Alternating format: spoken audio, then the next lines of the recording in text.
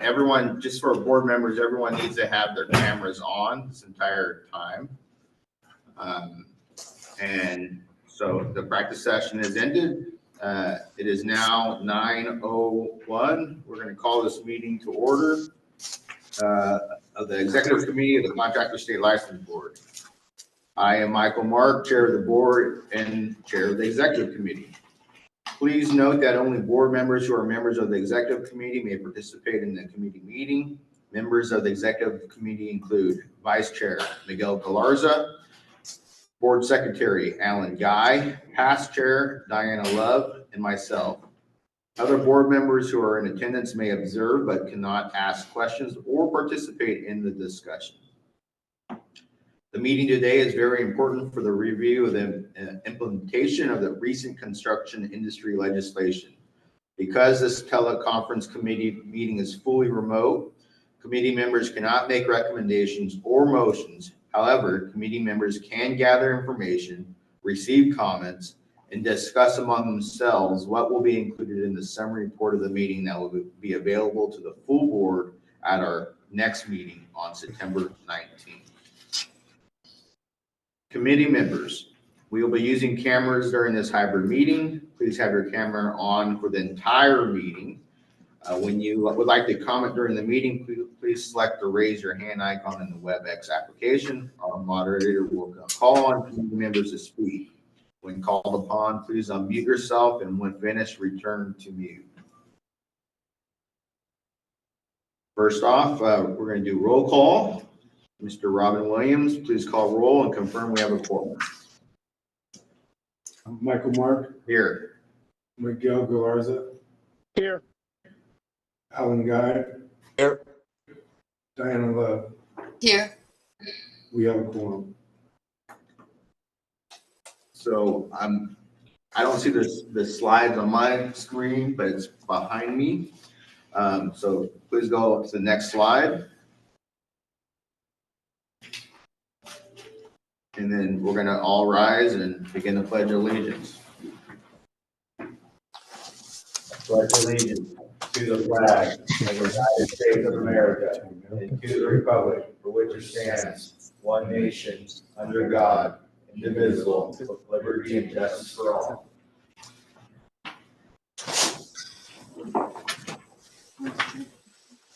CSLB staff participating in today's meeting include Registrar David Folk, Chief Deputy Registrar Michael Jaminski, Public Affairs Chief Catherine White, and Executive Office Staff Robin Williams. Also here is our Licensing Chief Carol Gagnon. In addition, we are fortunate to have with us, bear with me, I might butcher this name, Yvonne Durantes, DCA Board and Bureau Relations Chief.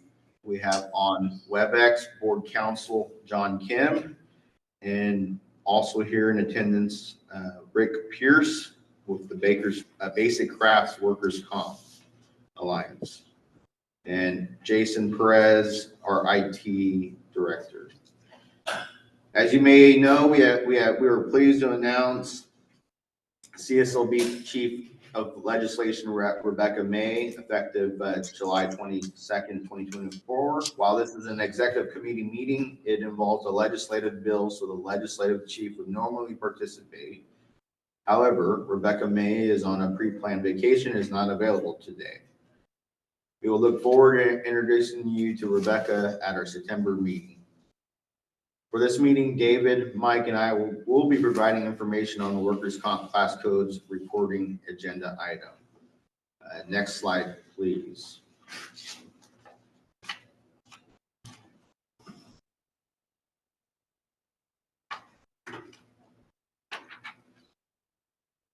So now we're on item B, public comment for items not on the agenda and future agenda item requests. Next. This item is to provide for public comment pertaining to items not on the agenda. To allow the committee enough time to conduct its full schedule of business, I will be limiting public comments to 3 minutes apiece. Please note that staff law prohibits committee members from discussing any matter brought up during public comment. We are not allowed to act on any item not on the agenda. If you want the committee to discuss a topic not on the agenda, you can ask us to consider placing the issue on the agenda at a future meeting. If you have an application, complaint, or disciplinary charges pending before the board, we ask you not to discuss the details of your case or pending complaint. Committee members are not permitted to receive evidence or information that is not part of the administrative record in the case. If your comments are related to a specific agenda item, you can make your comments now, but you may want to wait until the item comes up for discussion. We will ask for public comment before acting on any item. Public Affairs Chief Catherine White is our host and moderator today. She will be assisting us by monitoring public comment. Members of the public, if you would like to comment at any time during the meeting, please select the raise your hand icon or leave a chat message within the chat feature. So first I'll ask if there's any public comment in the room. Seeing none. Catherine, is there any public comment on WebEx? Not seeing any at this time. Okay, thank you. At this point in time, I'll ask any of the other committee members, would you like to place up any future meeting agenda items for a future agenda? Seeing none, we're gonna move on. Are there any committee members from the public who would like a future agenda item? On WebEx, I'm probably seeing none. And so we will move on to next slide. Item C. Update and discussion on the board's implementation of the workers' comp insurance class code reporting requirement pursuant to Assembly Bill 336. We are now moving to agenda item C. The agenda item is to inform members of the committee about implementation of Assembly Bill 366 Cervantes. The CSLB, the Contractor State License Board, was not a sponsor of AB 336 and did not take a position on the bill. The bill was sponsored by the District Council of Iron Workers of California. The board considered the bill at its June 22nd, 2023 board meeting and voted to take a neutral position on this bill. The bill was enacted and effective July 1st, 2024. It required active contractor licensees with a workers' comp insurance policy to provide on their CSLB license renewal form up to 3 workers' comp code classification codes for which the highest estimated payroll is reported on the workers' comp insurance policy. According to the bill's fact sheet, it was motivated by a general lack of transparency about the classification codes each licensee possesses. This can lead to misclassification of workers and open the door for employers to not pay an accurate premium insurance rate for the type of work that their employees perform. According to the fact sheet, the goal of reporting the codes to CSLB would allow both the public and rest of the construction industry to verify that the level of workers' compensation insurance each contractor provides the kind of construction work their employees are actually performing. Today's meeting is an update about CSLB's efforts to implement the bill's requirements. With that introduction, I will turn it over to Registrar Folk to take the lead on introducing the slides. Thank you, Chair Mark, and good morning, meeting participants. I'd like to provide just a little background before we get into the slides or the background regarding this bill. As Chair Mark mentioned, it requires public disclosure of up to 3 class codes on a contractor's license. This would be a contractor's license that has a workers' compensation insurance policy. We thought when this was being heard in the legislature that it would be fairly seamless and it wouldn't require a lot of resources because we could use the Workers' Compensation Insurance Rating Bureau's class codes.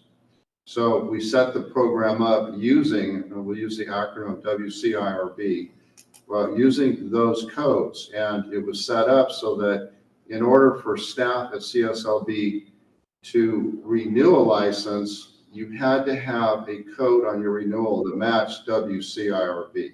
And if you did not, then licensing staff were unable to renew the contractor's license. As it was being heard in the legislature, staff reviewed the bill and didn't recommend a fiscal because we thought it would be automated and there was no responsibility to ensure the validity of the codes or any responsibility to enforce any type of requirement that the code be accurate. It was just a matter of gathering the information. So just kind of taking a step back and looking at workers' compensation insurance, I think we all would agree that the Department of Insurance, if you just by their name, I mean, the Department of Insurance is responsible for workers' compensation insurance carriers. And we're very fortunate to have with us today state representative from State Compensation Insurance Fund, and that is Rhonda Myers. So thank you, Rhonda. State Fund is the primary insurer for our licensees. We also know there's more than 100 different brokers and workers' comp carriers in the state of California, which is something we learned after we implemented this requirement.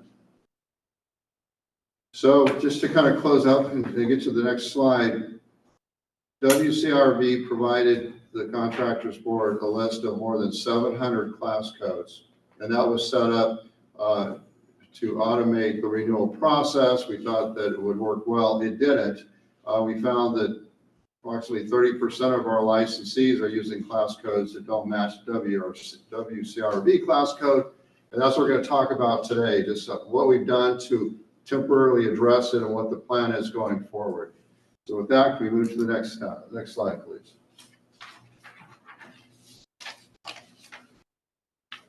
So I just want to touch on real quick the statutory requirements.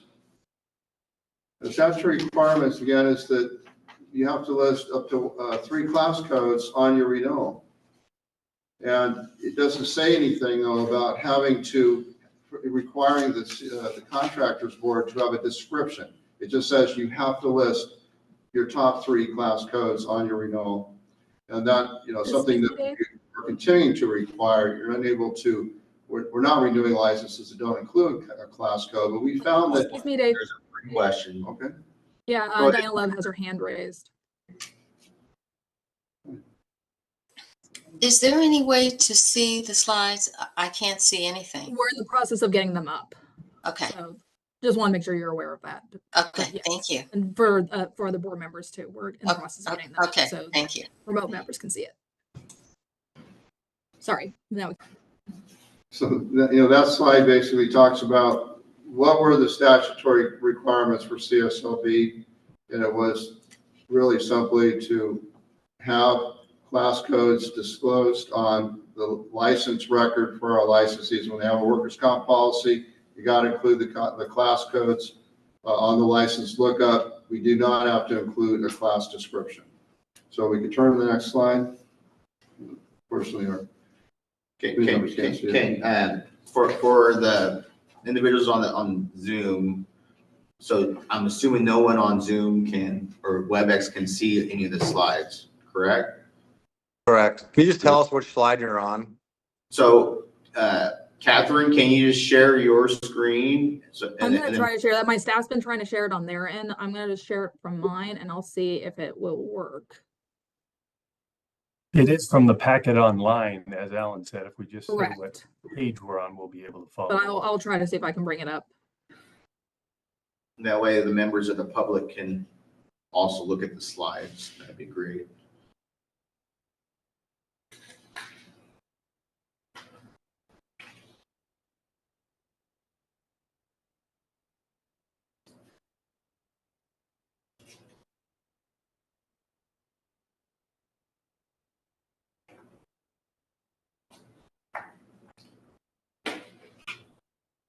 Okay, can everyone see it? No,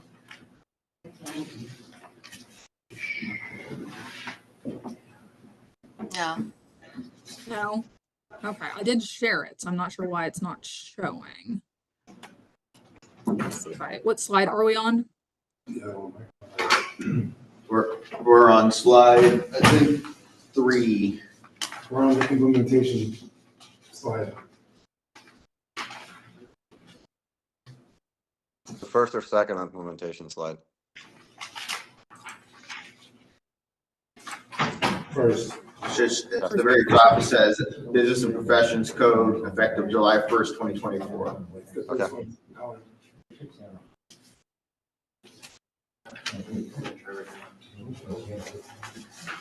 You can exit to the next and then click share your screen. Okay, can everyone see it now? See your Yes. screen, Okay, thank you. We see your full screen. see your kids. It's your, Okay, that's the other thing. your See yours. desktop. I'm trying to figure out the problem is I can't see it myself, and so I'm gonna actually stop sharing my screen. Catherine, do you want me to share? I can share it, so that If way. someone else can share, that'd be great, because yeah, I can't see anything if I'm trying to share it on my end.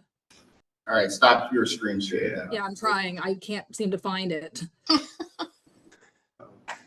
go to a public too, right, Jason? I can try sharing it too. We didn't do it earlier and I don't know. I can't. There you go. You're off now.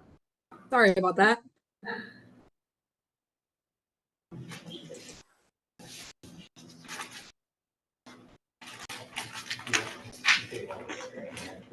Should give me a PDF version. I don't have the PowerPoint. Hey, Catherine, you didn't send me the PowerPoint. I only have the PDF version. It's on the website. Sure, I'll send it. It's only the PDF. It's the I can PDF send it version. to you, Jason. All right, send that to me and I can share it. It's also on the share drive too. Huh?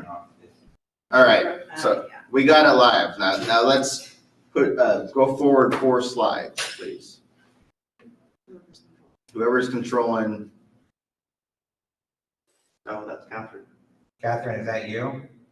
CSLB PAO application. Okay, right, perfect, right there. Can we confirm Go that? forward one. Viewers can see that. Board members, can you see what's on the screen now? Yes. Okay, perfect. Can you go one more slide forward? All right, now we're live. Go ahead, David. Thank you. All right, if we go to the next slide though. I covered that one.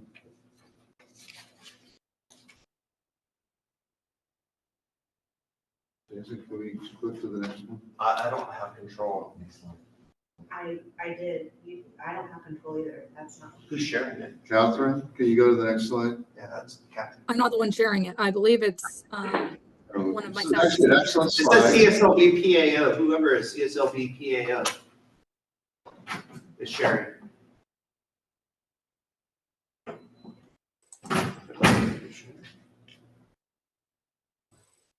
It's one more slide.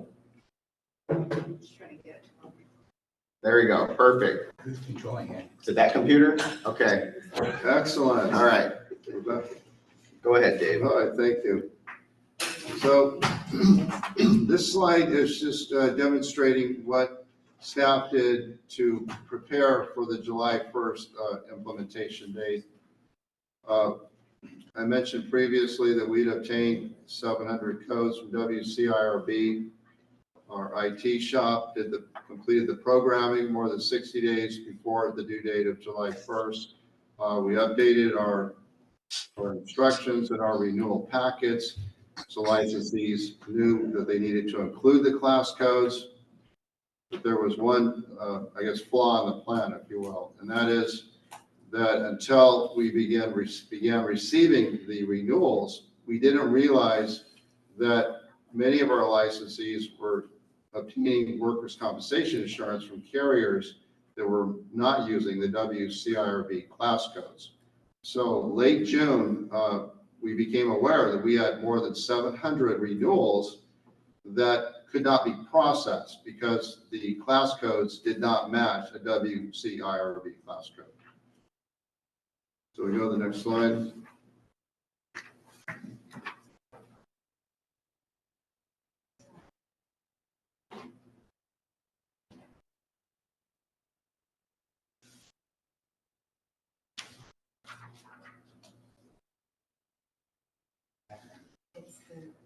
It's the people It's the inside. studio. Studio. Oh, there they go. Oh, where's it going? Oh, you had it there a moment ago. So it's in here. You back up?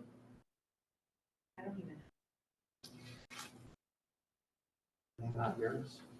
Okay, all right. All right, so it's towards the end of June. We realized we got over 700 renewals that can't be renewed. So that's a big problem. I think most of you are probably aware that if you're a licensed contractor and you become expired, you're considered to be an unlicensed contractor. So one of the top priorities at the Contractors Board is to renew licenses timely. So this was a problem. We found that we put the word out to our licensing staff. I should back up, had a meeting with our IT staff to find a solution. And they were able to do it same day to come up with, we're using a placeholder class code that we added to the WCRB record. So it would allow for the processing of these renewals. So thank you, IT staff, for getting that done like this right on the spot. Now we needed staff to help us process these more than 700 renewals before these licenses expired on July 1st, which was a Monday. So we had 17 staff that volunteered to come in on a Saturday. They got them all renewed. So no licensees were impacted. Everybody got renewed before their license expired. I want to thank Sheriff Michael Mark for coming down to this hearing room and recognizing the 17 staff that volunteered. It shows the commitment of the licensing staff. So I, again, thank all of them for working Saturday to get this updated. Now, what's happened since that time? Well, now we have 2,000 renewals that we couldn't use. We couldn't renew because they have a class code that's not recognized by WCRB. Just for some context, we receive approximately 10,000 renewals a month. And we have 7 staff that are responsible for processing those renewals. So you can see it's a high volume process. Now, many of the renewals can be processed online, so it doesn't take a lot of staff resources. But again, the class code's got to match for them to get through that process. The rest are paper renewals, have to be reviewed and then put in by staff. But I just want to mention that because it demonstrates how we need this program to work seamlessly. We don't want our licensees struggling to renew their licenses. And in addition to not being able to renew them, we've literally received hundreds of phone calls here from licensees that are trying to figure out how to get through the online renewal process or what to put on the renewal form. Many of them are now just sending in their workers' compensation insurance policy, which is not ideal. We don't want a workers' compensation insurance policy. We don't have a setup for that. So if you go to the next slide, please. So this is what we've learned. Unfortunately, we wish we had learned this 90 days ago, but we've learned there's no statutory requirement that insurers use WCRB class codes. We have, again, over 100 brokers and insurance companies that do modify them. A WCRB class code would be, the class code would be 4 digits, and then there's a 2-digit suffix. So you can have a class code, and then you can have different like trades or high wage earners, low wage earners that would be demonstrated or described through the suffix. But I don't know if Rhonda might want to weigh in here. We had some great meetings with State Fund to talk about this, and they make these class codes work for them. They don't necessarily use the 6 digits. There's 2 zeros at the end. They'll put a 1, so they got a 5-digit. So we didn't realize that was going to happen. We didn't realize that we have carriers that have their own unique class codes that they send to WCRB, but WCRB does not put them on a master list.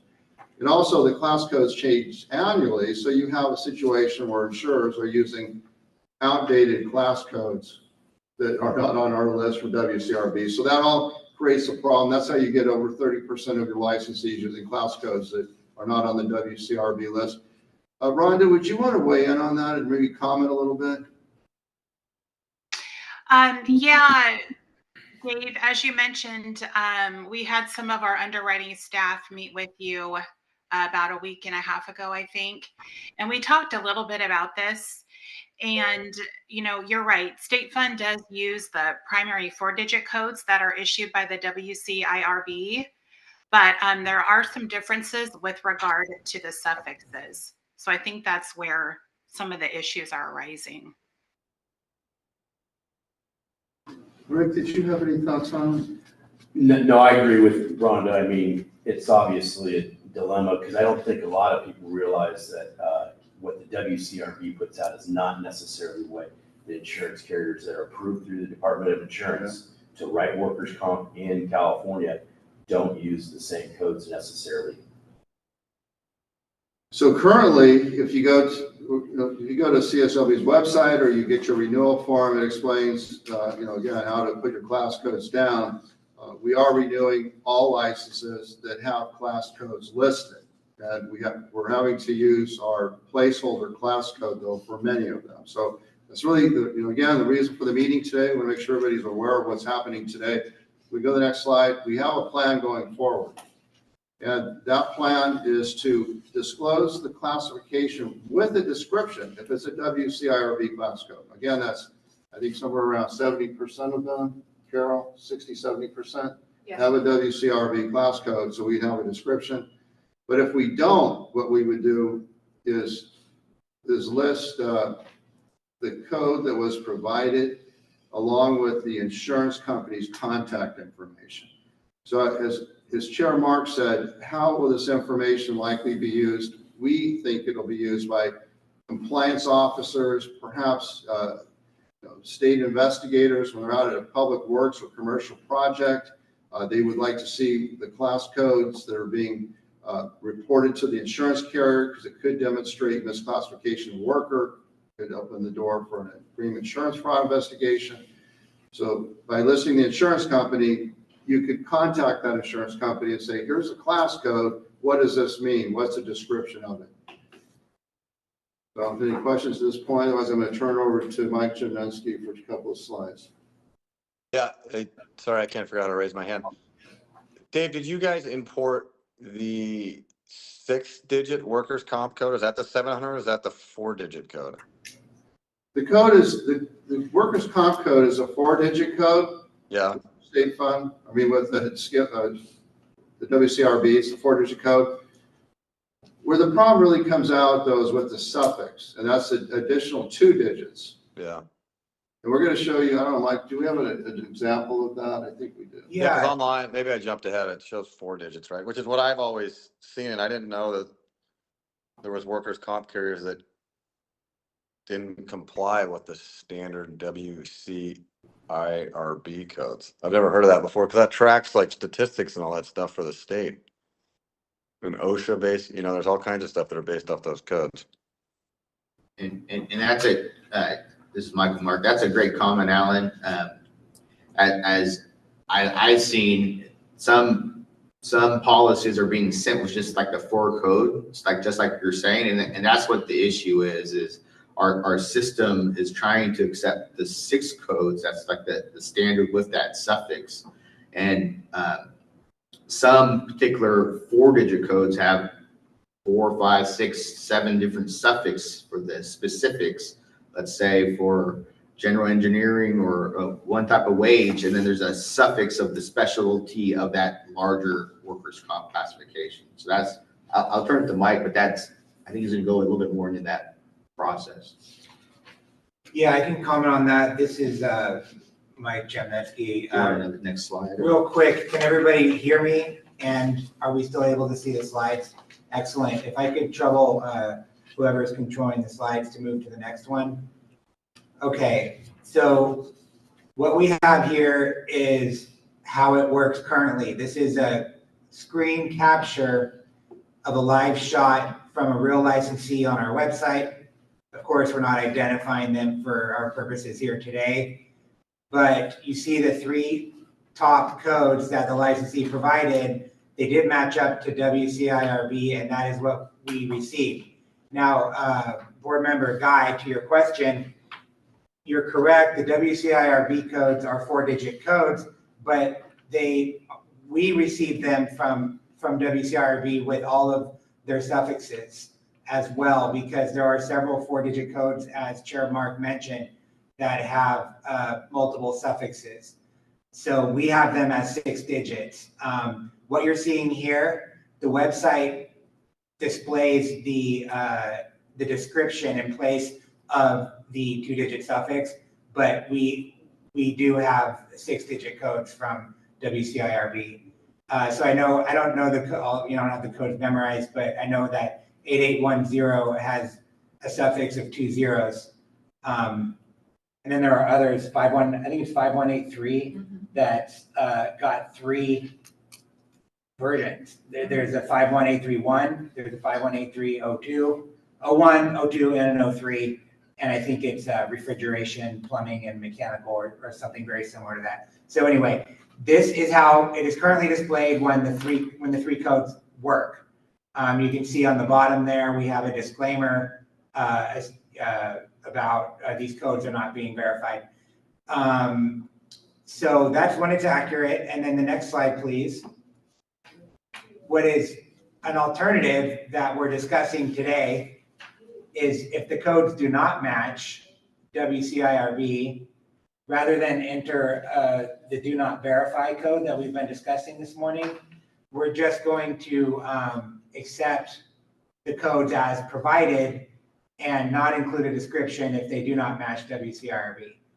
And what we have here at the bottom of the screen is if you'd like to obtain the description of the code, if it doesn't match WCIRB, you can contact the insurer. And that functionality is available today, and it will remain available. You can see kind of in the middle of the screen here, all of the policies or all of the insurance certificates we receive, we capture the policy number, the effective dates, and the name of the insurer. So you can click today on the insurance company providing that insurance and contact the insurer to obtain the description of the class code in the event it's not on CSLB's website. So that's what that's the alternative we're discussing today. Dave, is there anything you'd like to add to that, or are there any questions about that? No, I don't know that we do the capability of showing a suffix as an example. Maybe Rhonda could do that, or she can share screen. I can share screen. Do you want to? If you go back one slide, that descriptions are probably the suffixes. Correct. Because it would not have that description. They are, Yeah, that description. So like 8742 is the first, so the one in the middle, salesperson outside. 8742 is the first 4, and then there's a suffix, and the suffix is the description. So if there's a full 6-digit code with suffix, then our website as and I want to commend our IT department. They did a really good job of programming. I got walked through of how a contractor is getting renewed, and then they're putting in the 3 codes, and there's a drop-down menu. So even if they have only the first 4, all of the suffixes come up. But what happens is the licensee, when they're trying to renew, if they don't know the suffix, then they get to a dead end. So That's fine. I got it. Sure. Yeah, as long as we get the slides back, I think our IT chief is going to share kind of what we're looking at here with the codes. I need CSLB PAO if they stop sharing so I can take over.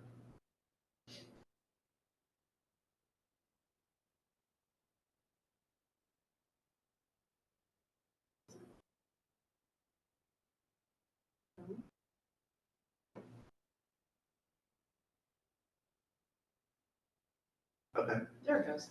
So I brought up the example of what we've been using. So this is part of the renewal page. So I've already got it up. So those are can you see it? So for context, first of all, are the viewers able to see what's on our screen here? We've got 3 boxes. Excellent. So for context, this is what a licensee who is trying to renew with CSLB online, this is what they will see. There's 3 boxes there, and they can enter their 3 codes. And the example we were discussing earlier of 5183, there's 3 iterations of that 4-digit code. And it turns on what the suffix is. So the first one is plumbing low wage, the second one is refrigeration equipment low wage, and the third one is HVAC low wage. Do you want to cycle through some, or is there any questions? It's up to the committee if you'd like more examples. Yeah. I'm okay with the example. Is there any questions from the committee on what's happening so far? Hey, is this a drop down to interim, or you have to come up with an interim? Yeah, why each don't you one? try dropping one down, Jason? You start, clear one out. Yeah. So just start at 5183.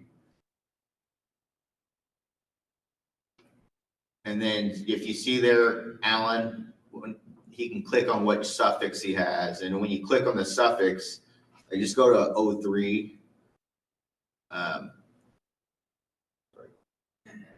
It would change the classification description. That's great. So. And that's been in place since Since we started.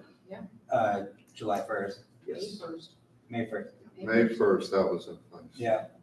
I think just for clarification, and I'll hit on the really highlight parts is we're having issues on making sure our licensees are getting renewed. It's very important we're getting renewed on time. We're getting a lot more paper applications right now because of what's happening, and we're trying to get a fix. So even for individuals, like if you see you cannot find one or more of your codes in the list below, please enter 000. That way they can continue to get renewed. That's very important. And we prefer everyone renew online. It's just so much easier than not having the paper trail back and forth.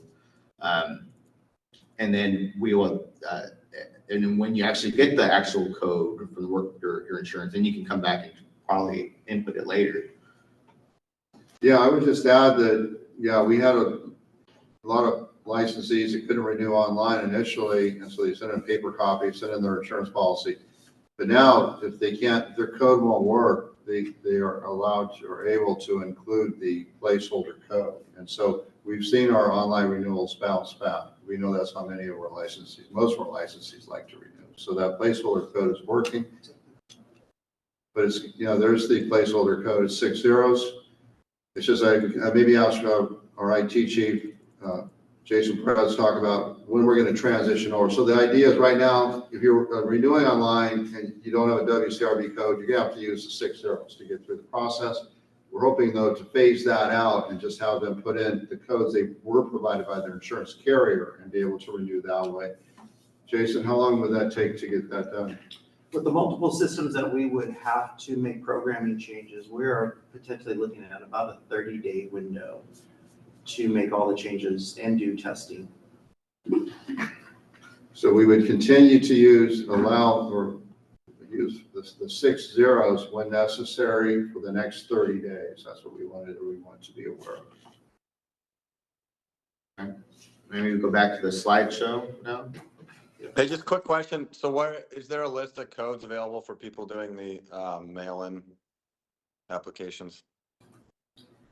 Well, yeah. Like there's obviously no drop down available on a piece of paper. So sometimes it helps to just have those posted or available, right?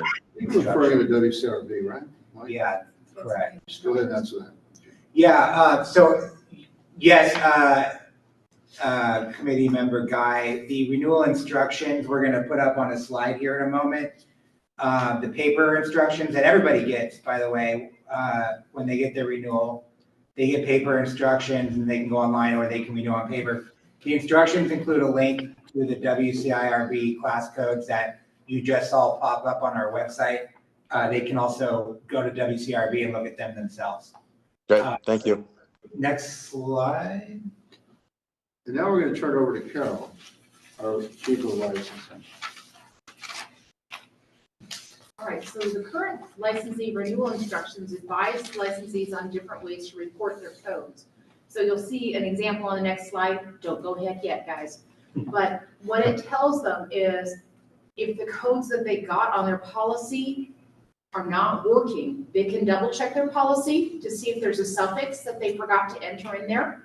They can contact their insurance broker and see if their insurance broker has newer codes that perhaps match WCIRB, or as Mike said, they can go to WCIRB's website itself and look up their codes. So we've given them 3 options to try and track down those codes for themselves to see if they can find them. So CSLB is going to continue to use that cannot verify, that unable to verify code through August, as IT staff works to get all the programming complete in all of their different sections they need to work on. And then the goal is that by September 1st, CSLB will revise the renewal instructions and have the website updated, and also distribute an industry bulletin to educate licensees and the public about the alternative we're planning so that people can continue to renew and keep their active licenses. Next slide, please. So this is an example of what goes out in the mail. What happens is they get their renewal page, like many of you contractors have seen for many, many years, but this is going to be an insert that's going to go with it to tell them, this is the law, this is why we're asking you to put this in here, this is where you track them down, and then if you can't find them on your policy or you're trying to renew online and it's not working, this is where you can go to try and find those codes. What we also noticed is WCIRB, when they gave us our system table codes, they did 4 digits dash 2 digits. So it looks like a 6-digit code with a dash. But some of the policies are listing that last suffix in parentheses. And so some of the contractors have gotten confused. They're trying to do it exactly as it's written on their policy, and what they're typing in with that parentheses isn't working online. So we put a little note down on the bottom explaining to them, okay, if it's written like this, this is what we want you to do. Put the leading 0 in there, and then it should go forward and work. And that has helped a lot of people out. So that's all I've got to say, unless you guys have any questions for me. And Carol, that same information is available on the website. If you go to the renewal page, you have information that also tries to explain how to get through the process. A lot of this is on there. I know that Jason was working on updating some of it and adding a little bit more to it. So I appreciate the presentation. Is there any other comments from board members? Is this the last slide? I think so. So we can turn off the PowerPoint for now. Just turn the PowerPoint off or stop the screen share. So is there any other comments from the board members, committee members? Seeing none. Is there any comments from the public here in the room?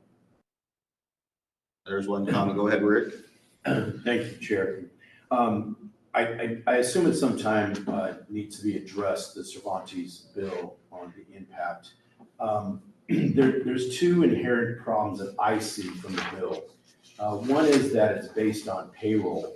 And so that's why you're finding these to be clerical and salespeople showing up, because often a company will have a large amount of their upper management under one of those 2 classifications. And so you're going to constantly see this, and it really doesn't tell the public anything except that maybe they're paying their president or their office managers a lot of money. It doesn't really provide them any information on construction. The other part, besides it should be based, I believe it should be based on premium rather than payroll.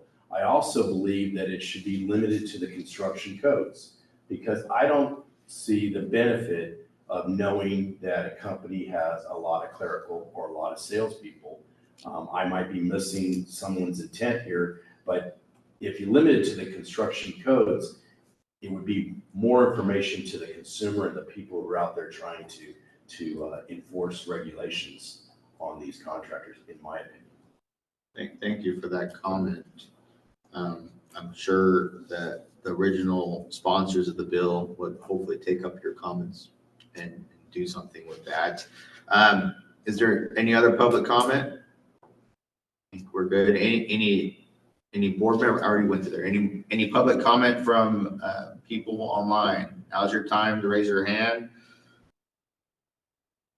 Seeing none at this time. Okay, and no public comment online. Any other further comments from committee members? I see heads shaking no.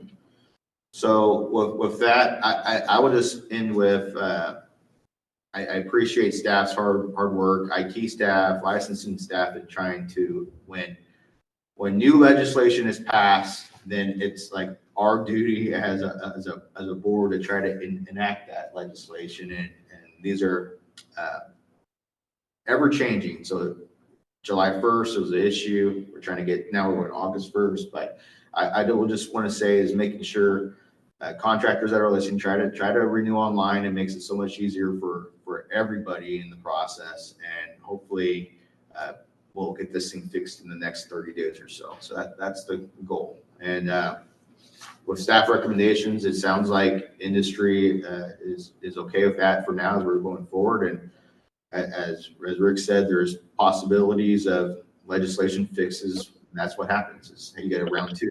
So with that, we will adjourn this meeting. So thank you everybody for your time and have a great rest of your day. I guess we need a motion to adjourn. Oh, there's a motion. Sorry, there's a hand up from Miguel. Is that for comments or a motion to adjourn? Is that motion to adjourn or for a comment, Miguel? Motion adjourned. Motion adjourned by Miguel, second by Alan Guy. I'm good. With that, I don't think we need a roll call. So thank you guys. Everyone have a great day. Thank you, everybody. Thank you.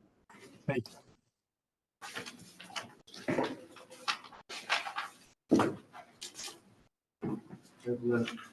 Keith Dunn is in support of what we're doing, and I let him know about your concerns too. Okay. So he will,